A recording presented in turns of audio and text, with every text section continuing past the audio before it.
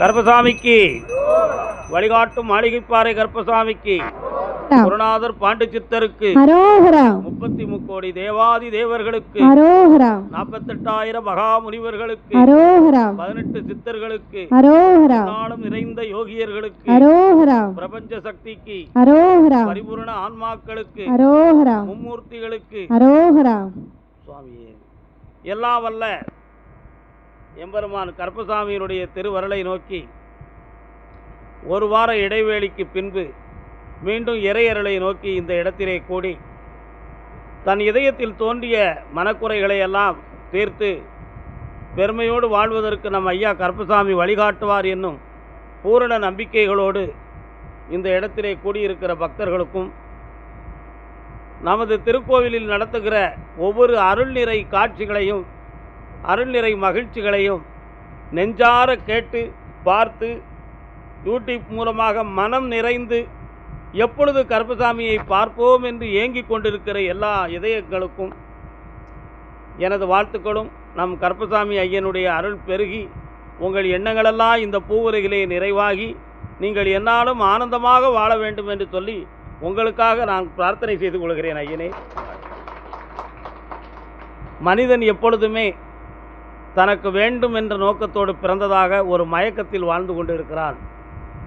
வேண்டாம் என்று சொல்வதற்கு எந்த மனிதனும் நெஞ்சார வந்ததாக இதுவரை சான்றுகள் இல்லை. வேணும் வேணும் வேணும், தேவை தேவை தேவை, இந்த ஆசையில்தான் மனிதன் மயங்கி வாழ்ந்து கொண்டு இருக்கிறான். ஏனென்றால் அவன் பிறந்ததே எப்படி பிறந்தான் என்பது ஒரு மயக்க நிலை. பிறவி பயன்படி தான் பிறந்திருக்கிறான், ஜென்மத்திரத்தின்படி தான் பிறந்திருக்கிறான், ஜென்ம பாவத்தின் அடிப்படையில் தான் பிறந்திருக்கிறான்.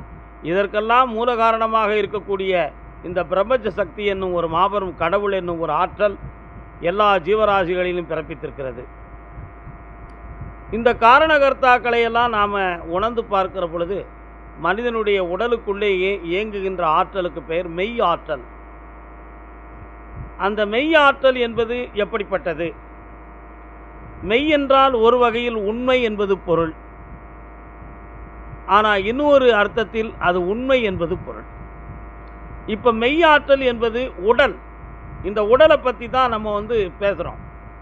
பட்டினத்தடிகளார் உடல் கூற்று அப்படின்னு சொல்லி சுமார் 38 பாடல்கள் ஞானத்தில் பாடியிருக்கிறார்.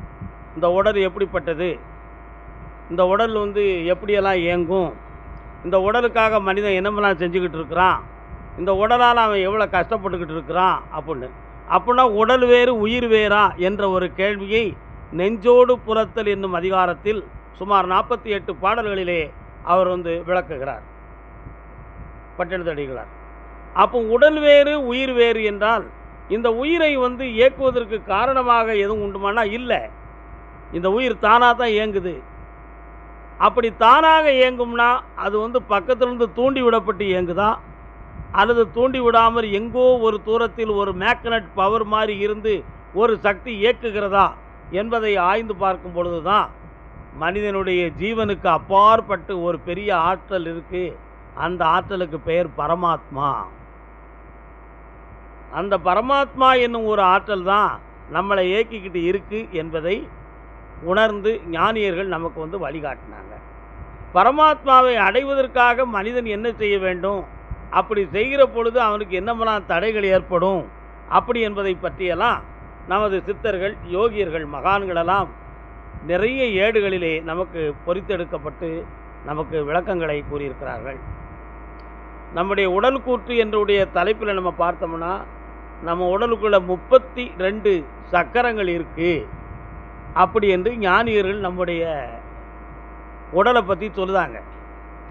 இந்த 32 சக்கரங்கள் இருக்குது அப்படின்னு சொல்கிறத நமது விஞ்ஞானிகள் மருத்துவத்தின் மூலமாக மனிதனுடைய உடலை 32 கூறுகளாக பங்கு போட்டு அதை போஸ்ட்மார்ட்டம் பண்ணி அந்த 32 கூறுகளின் சக்கரம் இருக்குன்னு சொன்னாங்களே, அது இருக்கா அது இல்லையா அப்படின்னு ஆய்ந்து பார்த்தால் அப்படி ஒரு சம்பவமே இல்லை அப்படின்னு விஞ்ஞானிகள் மருத்துவர்கள் நமக்கு சில சான்றுகளை கொடுத்துருக்குறாங்க. ஞானிகள் சொன்னது உண்மையா? விஞ்ஞானிகள் விஞ்ஞானிகள் சக்கரங்கள் இல்லை சொன்னார்களே, இது உண்மையா என்ற ஒரு சர்ச்சை உள்ளத்தில் வந்து ஏற்படும் இல்லையா? ஆனால் இதில் தான் ஒரு சின்ன விஷயம் மறைந்திருக்கு. என்ன மறைந்திருக்கு அப்படின்னு சொன்னால், சக்கரம்னு சொன்ன உடனே நம்ம வந்து என்ன நினச்சிருந்தோம், வட்ட வடிவம்.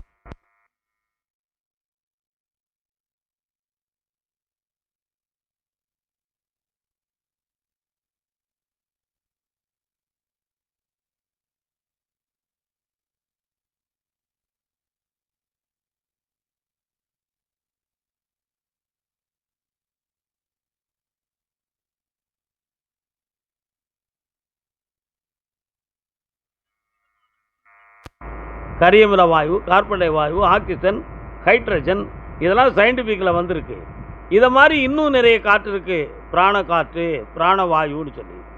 இந்த பிராணவாயு இப்படி 18 வாயுக்களாகிய இந்த காற்றுகளும் இந்த பிரபஞ்சத்தில் உலாவிக்கிட்டே இருக்கு.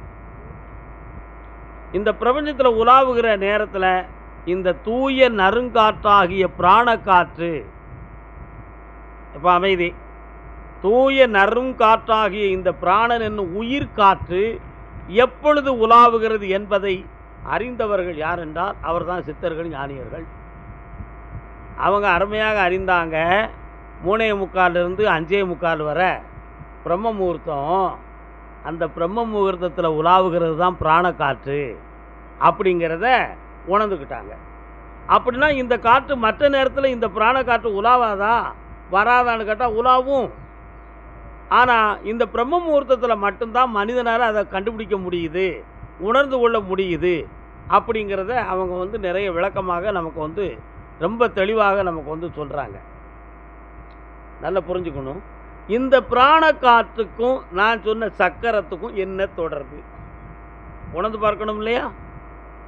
நமது உடலிலே 32 பகுதிகளில் நம்ம சுவாசிக்கக்கூடிய காற்று சுழல்கிறது. நல்லா புரிஞ்சுக்கணும். சக்கரம் வந்து சுழந்து கொண்டு இருக்கின்ற ஒரு உருவம்.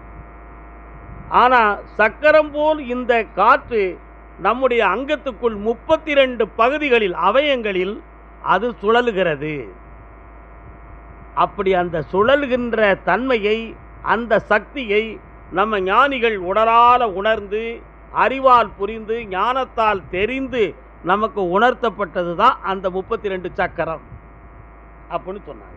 இதை போய் எந்த போட்டோவிலையும் பார்க்க முடியாது, எங்கே எக்ஸ்ரேலையும் பார்க்க முடியாது, எந்த ஸ்கேன்லையும் பார்க்க முடியாது. அப்படின்னா இது எப்படி தெரிந்தது அப்படின்னு நம்ம இன்றைக்கி ப்ராக்டிக்கலாக ஒரு கேள்வியை நம்ம மனிதன் கேட்டுருவான். என்ன எக்ஸ்ரேயில் தெரியாது, ஸ்கேனில் தெரியாது, ஃபோட்டோவில் தெரியாது, கண்ணுக்கும் தெரியாது, இத்தனையும் தெரியாமல் இவருக்கு எப்படியா தெரிஞ்சுதுன்னு ஒரு கேள்வியை மனிதன் கேட்பானா கேட்க மாட்டான்? கேட்பான். அதுக்கு ஒரு ஐடியா சொல்கிறேன் பாருங்கள். ஐடியா இல்லை, மனிதன் சிந்திக்கிறது தான். ஒரு இடத்துல போய்கிட்டு இருக்கும்போது நமக்கு காது எதிர்பார்க்காம டக்குன்னு அடைச்சது மாதிரி தெரியும். ஆனால் மற்ற நேரம் ஏன் தெரியலை? ஒரு நேரத்தில் போகும்பொழுது சுவாசம் மாறி போகிறது நமக்கு தெரியும். மூச்சு சரியாக எடுக்க முடியலையே அப்படிங்கிறத மாதிரி தெரியும். இது பூரா நமக்கு முக்கிய உறுப்புகள். இந்த மெய் வாய் கண் மூக்கு செவி என்னும் இந்த ஐம்புலன்களும் முக்கிய உறுப்புகள். நமக்கு உடனடியாக தெரிஞ்சிடுது. புரியுதா? இப்படி தெரியாமலேயே நம்ம அங்கத்துக்குள்ள 32 இடத்துல நம்முடைய பிராணசக்தி, நம்முடைய சுவாச வாயுக்கள் 32 இடத்துல சுழலுகிறத அவர் பார்க்குறார். யார்? ஞானி பார்க்குறார். எப்படி பார்க்குறார்னா, மெய்யை உணர்ந்து தன் அறிவையும் மனதையும் உணர்ச்சி பூர்வமாக அங்கத்துக்குள் ஆய்ந்து பார்க்கின்ற பொழுது சுவாச அலைகள் எங்கெங்கே போய் தொடுகிறது, உடலில் சுற்றுகிறது, எங்கெங்கே போய் நிற்கிறது என்பதையெல்லாம் நீண்ட காலமாக இருந்து தவத்தாலே ஆராய்ந்து பார்த்து அவங்க சொன்னது தான் அந்த 32 சக்கரம் என்று சொல்லக்கூடிய ஒரு இடம். இப்போ இந்த 32 சக்கரங்களில் நமது 7 ஆதாரங்கள் இருக்குது. இந்த 7 ஆதாரங்களை நான் சொன்னதை வந்து நல்ல ஆழமாக புரியணும்.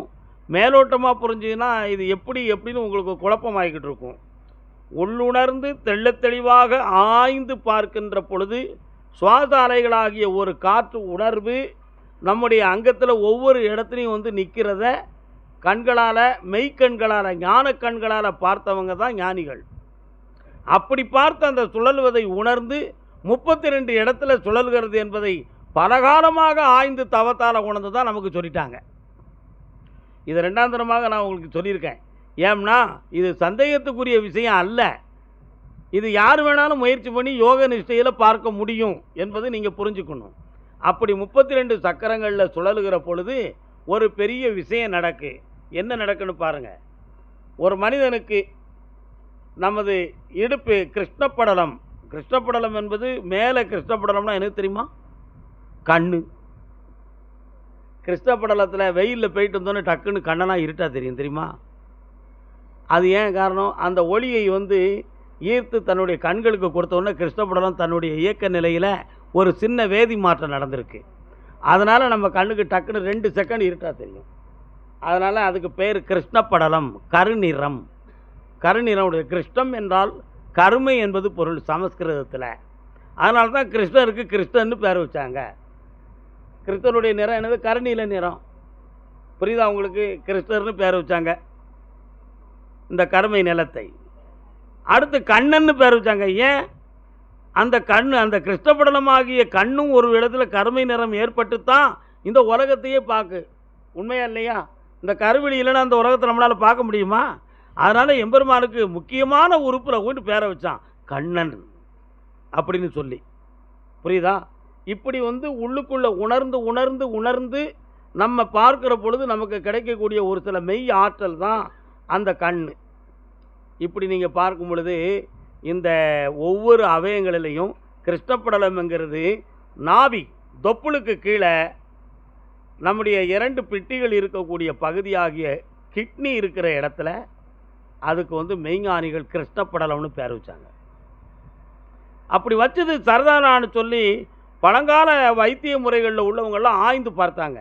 ஞானியர்கள் எடுத்த உடனே கிட்னி இருக்கிற இடத்த போய் கிருஷ்ணப்படலம்னு சொல்லிட்டாங்களே, இது எப்படி அப்படின்னு பார்க்கும் பொழுது ஒருத்தனுக்கு கண் மங்கும் பொழுது அவனை ஆராய்ந்து பார்த்தவொடனே அவனுக்கு கிட்னியில் ஏதோ இயக்க நிலை கொஞ்சம் குறைஞ்சிருக்கு அப்படின்னு சொன்னான்.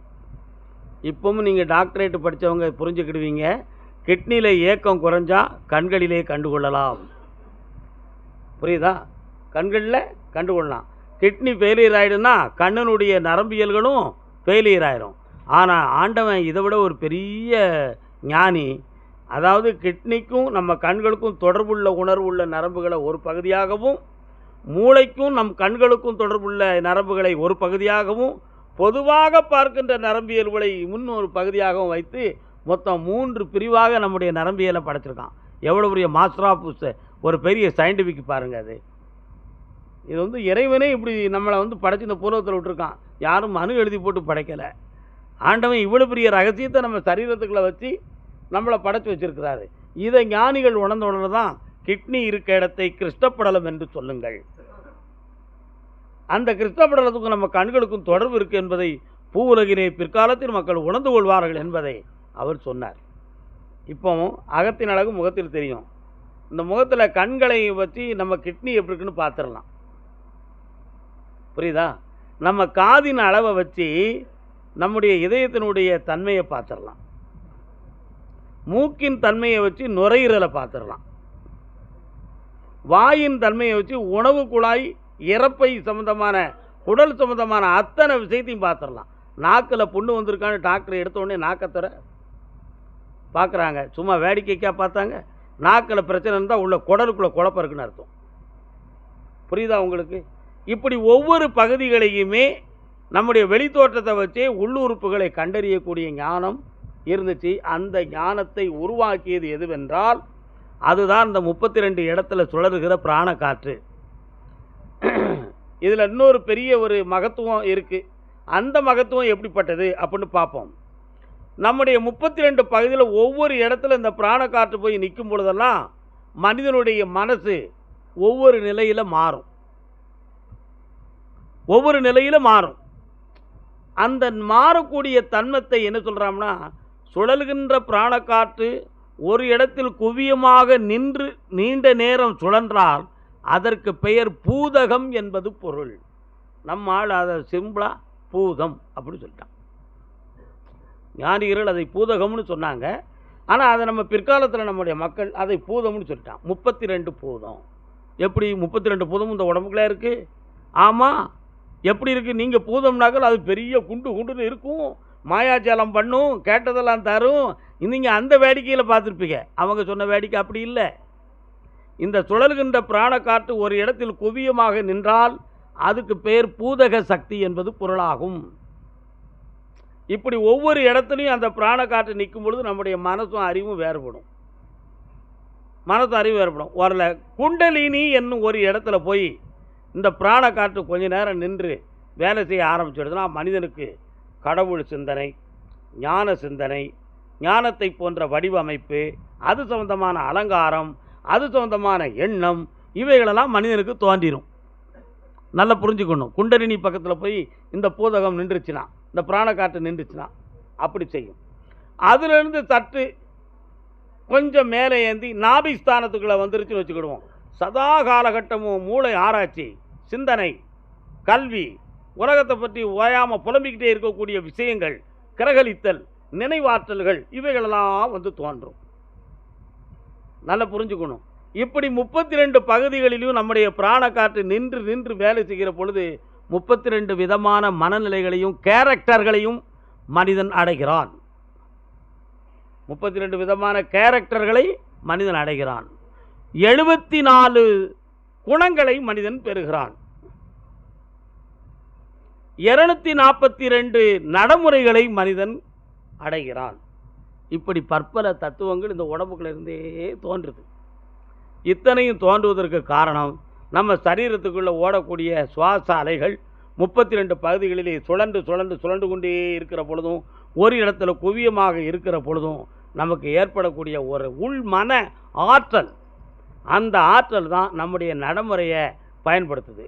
சில பேர்களுக்கு பார்த்திங்கன்னா மனதிலையும் சுவாதிஷ்டானத்திலையும் போய் சுழல் காற்று நின்றுச்சுன்னா சதா காலகட்டமும் கல்யாணம் முடிக்கணும், குழந்தை பெறணும், அப்படி இப்படின்னு ஒரு பற்பல சிந்தனையும் வேதனைகளும் அவன் உள்ளத்தில் தோண்டிக்கு லோ லோ லோ லோ லோன்னு அவன் உள்ளே இருந்துக்கிட்டு இருக்கும். அதே விஷயம் இந்த சுவாச பிராண காற்று அநாகதமாகிய நெஞ்சப்பகுதியிலே வந்து நின்றுச்சு அப்படின்னு சொன்னால் தான் தன்னலம், நம்மளே வாழணும், வேற யாரும் வாழக்கூடாது, எல்லாம் எனக்கு தான் வேணும் அப்படிங்கிற ஒரு மமதை உணர்ச்சி அந்த மர்மகத்தில் நிற்கும் பொழுது அந்த மனசும் அந்த கேரக்டரும் மனிதனுக்கு வந்துடும். அதே விஷயம் வந்து ஞானப்பகுதியாக ஆக்ரஸ்தானம், ஆக்ஞை, அதான் ஆக்ரஷ்ணஸ்தானம், அந்த ஸ்தானத்தில் இந்த பிராணக்காற்று நின்றுச்சுன்னா ஆணவம். என்ன மிஞ்சின அறிவாளி இந்த உலகத்தில் எவன்டா இருக்கான்? நீ சொல்லி நான் கேட்கணுமா? எல்லாமே நான் தான், என்ன மீறி இது ஒன்றும் கிடையாது அப்படின்னு. அப்போ தான் ஆட்களை ஈஸியாக சொல்லுவாங்க, வேலுக்கு கருவம் தலைக்கு ஏறி போச்சு அப்படின்னு சொல்லுவாங்க இல்லையா? அந்த பிராணக்காற்று ஆக்ஞஸ்தானமாகிய ஆக்ஞையில் போய் இருக்கும் பொழுது இந்த சிந்தனையை பூரா கொடுக்கும். இப்படி ஒவ்வொரு இடங்கள்லையும் கொடுக்கும் பொழுது அந்த ஞானஸ்தானமாகிய ஒரு இடம் எங்கே இருக்கிறது என்றால் ஆக்ஞாவுக்கும் சகசிராரத்துக்கும் உள்ள ஒரு இடத்துல இருக்கு. அந்த பகுதியில் நம்முடைய பிராணக்காற்று போய் சுவாச அலைகள் போய் அப்படி ஒரு இயக்கத்தை கொடுத்து பூதகமாக நின்றுச்சுன்னா அவன் ஞானிகளைப் போல வடிவம் எடுப்பான், ஞானத்தை பற்றியே தெரிஞ்சுக்கிட்டு இருப்பான். எதிரியாவது ஒன்றை பற்று வைத்து அதிலிருந்து விடுபட முடியாத மனோநிலைகளை அவன் அடைந்திருப்பான். அப்படி அடைந்திருக்கிற பொழுதுதான் தான் உடுத்துகின்ற உடை, காவி உடை, தெய்வீகத்தை போன்ற அலங்காரம், மாலைகள், தோற்றங்கள், இவைகளெல்லாம் விதவிதமாக மனிதன் வந்து வச்சுக்கிறது இந்த விஷயத்தில் தான் இருக்கும்.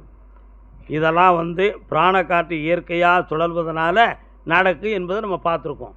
ஆனால் அது சுழல்வதற்கு ஒரு மூல காரணம் என்னும் ஒரு ஆற்றல் ஒருத்தன் ஆட்டிக்கிட்டு இருக்கான். அவன் யாருன்னு உங்களுக்கு தெரியுமா? உங்களுக்கு? அவன் தான் மனம் என்னும் ஒரு கடவுள். மனம் என்னும் ஒரு கடவுள். அந்த மனம் என்னும் ஒரு சக்தி இந்த பிராணக்காற்றை எங்கே வேணாலும் இழுத்துக்கிடும், எங்கே வேணாலும் விட்டுக்கிடும். ஆனால் அந்த மனது இயங்காமல் இயற்கையாக அந்த காற்று போய்கிட்டுச்சுன்னா அதுக்கு பின்னால் அந்த மனது போய்கிட்டே இருக்கும். மனதின்படி ஜீவக்காற்றை தன் பக்கத்தில் இழுத்துவிட்டு அதை இயக்கிவிட்டான் என்றால் அவன் சித்தன். அது போகிற வழியில் இவன் மனதை விட்டுட்டான்னா அவன் சாதாரண மனிதன். புரியுதா உங்களுக்கு? இப்படிப்பட்ட விஷயங்கள்லாம் அதில் வந்து இருக்குது. அப்போ புலனடக்கம், மன அடக்கம், உணர்வடக்கம், உள்ளடக்கம், இப்படிப்பட்ட நிறைய விஷயங்களெல்லாம் நம்ம உடலுக்குள்ளேயே இறைவன் நம்மளை படைக்கும் பொழுதே இத்தனை சக்திகளையும் பரிபூரணமாக வைத்து இந்த பூலோகத்தில் நம்மளை படைக்க வச்சுருக்கான், நம்மளை படைச்சி வச்சுருக்கான். நான் சொன்னேன், கிட்னிக்கும் கண்ணுக்கும் உள்ள நரம்பு ஒரு தனி வெளியில் போகுது, மூளைக்கும் கண்ணுக்கு உள்ள ஒரு நரம்பு தனியே போகுது. பொதுவாக பார்க்கக்கூடிய நுணுக்கமான உணர்வு உள்ள ஒரு நரம்பு ஒரு பக்கம் இயங்கிக்கிட்டு இருக்கு.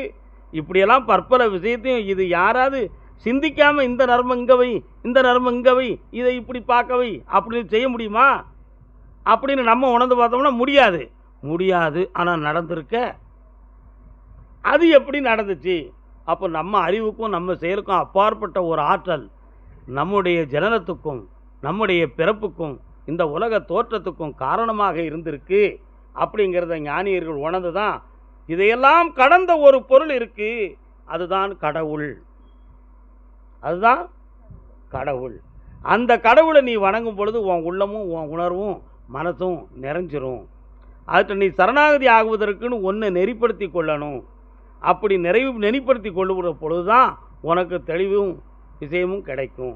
வீணான அலங்காரமும் வீணான தோற்றமும் உனக்கு பெருஞானத்தை கொடுக்காது, அது வெறும் தோற்றம்தான் அப்படின்னு பட்டினத்தார் சொல்கிறார்.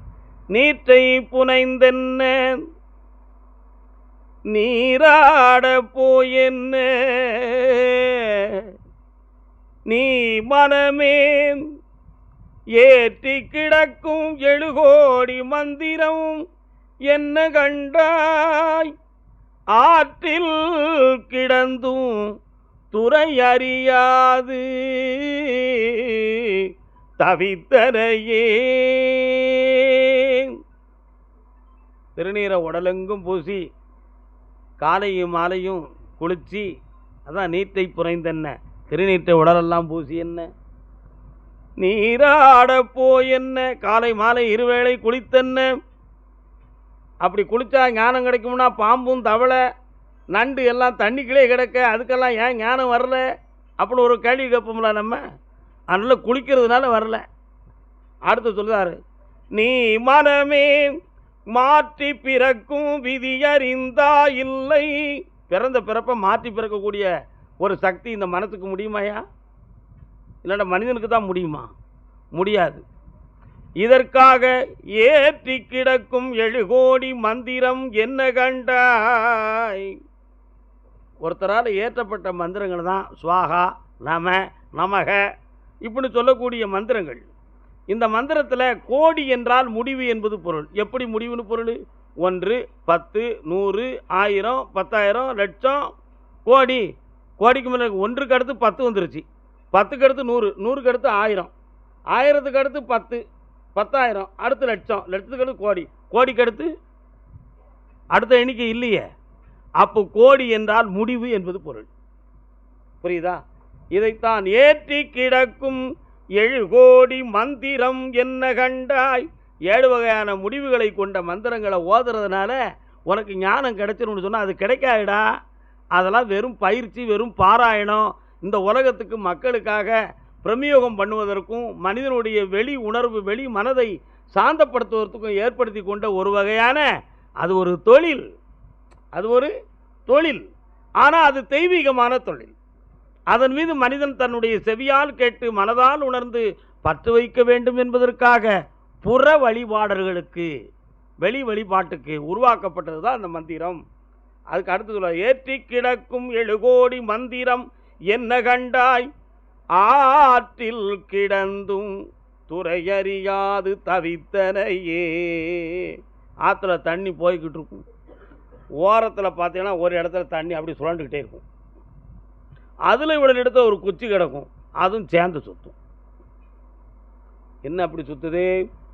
ஆற்றுல தண்ணி நேர போகுது, அது மட்டும் சுற்றிக்கிட்டே இருக்குது. ஆனால் நேர போகிற தண்ணி தெரிந்திருந்தும் அந்த குச்சியால் அந்த சுழற்சியை விட்டு வெளிவந்து நேர எப்படி போக முடியவில்லையோ, அதுபோல மனிதன் ஆன்மீகம், ஞானம், தெளிவு, மனோபக்குவம், மனோலயம் என்னும் நேராக ஓடக்கூடிய ஆறு தெரிந்திருந்தும் சாதாரண வாழ்க்கை சுழற்சிக்குள்ளே சுழண்டு கொண்டு கிடக்கிறான் என்பதை உணர்த்தினார் பட்டினத்தடிகளார்.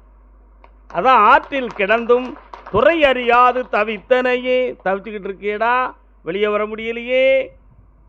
ஆளில் துரும்பெனவே அங்குமிங்கும் உன்னடிமை பாலில் திரிவதென்ன பாவம் பராபரமே. குணங்குடி மஸ்தான் சாஹிப் அவர்கள் புரியுதா பராபரக்கணி பாடினார். ஆளில் துரும்பெனவே அதே மாதிரி தாய்மானவ சாமியும் பாடினார். ஆளில் துரும்பெனவே அங்குமிங்கும் உன்னடிமை. ஆளிதான் என்னது கடல். கடலில் அலை ஓய என்னைக்கு ஓய போது நம்ம என்னைக்கு கரையில் நிற்க போகிறோம். ஓயாத அலை, அலைகள் ஓய்வதில்லை. சினிமா நினச்சிக்கிடாதீங்க, பேரும் அதுதான், நிலைமையும் அதுதான். அந்த அலைகள் ஓயாத அலை கடலுக்குள்ளே ஒரு துரும்பு போய் மாட்டிக்கிடுச்சுன்னா கரை சேருமா? சேராது. முன்னும் பின்னும் இழுத்துக்கிட்டே இருக்கும். அதைத்தான் சொன்னார். ஆளில் துரும்பெனவே அங்கும் இங்கும் உன் அடிமை. நான் மாட்டிக்கிட்டேன்டா. சாகரம் என்னும் கடல், வாழ்க்கை சக்கரம் என்னும் ஒரு கடலுக்குள்ளே நான் மாட்டிக்கிட்டேன். அதை சொல்கிறாரு. ஆளில் துரும்பெனவே அங்கும் இங்கு உன் அடிமை பாலில் தெரிவதென்ன நான் பாவம் பராபரமே. என்னால் வெளியே வர முடியல ஈசனே, நான் பாவம், என்னை கை கொடுத்து தூக்குப்பா அப்படின்னு ஆண்டவன்கிட்ட இறைஞ்சி கேட்டார் தாய்மானவ சாமி. இதெல்லாம் மனம் நொந்துக்கிட்டு ஆண்டவன்கிட்ட கேட்டுக்கிடக்கூடிய ஒரு விஷயம். புரியுதா உங்களுக்கு? அதனால் மனிதனுக்கு எப்பொழுதும் இந்த ஞானத்தை பெறுவதற்கும் அதை புரிந்து கொள்வதற்கும் நடந்து கொள்வதற்கும் அடிப்படையாக இருக்கக்கூடியது என்னது? மனசு. இந்த மனத்தை மட்டும் சரியாக்கிட்டோம்னா அது எல்லாமே சரிதான். கடவுளை கூட மனம் சந்தேகப்பட்டுரும். என்ன, ஆண்டவனையும் சந்தேகப்பட்டுரும், அடியார்கள் எம்மாத்திரம், எல்லாமே நடக்கும் உலகத்தில். ஆனால் எல்லாரும் தன்னுடைய மனதை பக்குவப்படுத்தி உண்மையான ஒளிமயமாகிய எம்பெருமான் இறைவனை உங்கள் உள்ளொளிக்குள்ளே நிறுத்தி பேரானந்தத்தை பெற்று பெருவாழ்வை பெற்று என்னாலும் உயர்ந்திருப்போம் என்று சொல்லி அருள்வாக்கை தொடங்குவோம். வாழ்க வணக்கம்.